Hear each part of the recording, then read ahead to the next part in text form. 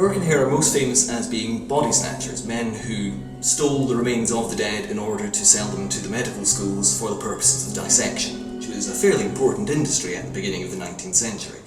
However, Burke and Hare are poorly described as being body snatchers because they never in fact robbed a grave. They instead murdered their guests at their lodging house and sold their bodies to Dr. Robert Knox at Berkeley's medical school, and continued this process of murdering and selling for about a year. The two were eventually caught, but largely by sheer luck, and only Burke ended up going to the scaffold to be hanged for the crime. Hare turned king's evidence against his partner and was set free.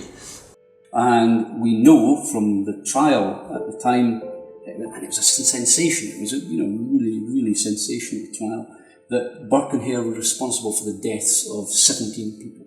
And it's possible, we have to say it's possible, there's no direct proof, that what we have here are the remnants of the 17 coffins with little figures representing each of the victims of Burke and Hare.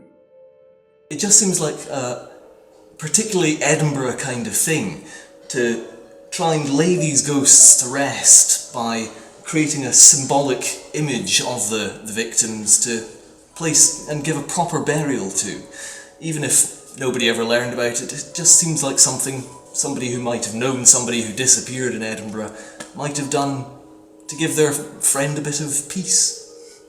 Why somebody might go to the trouble of surrogate burial for these people is that at the time the religious views were such that the notion that there was no corpse to bury meant that the possibility of not being resurrected at the second coming.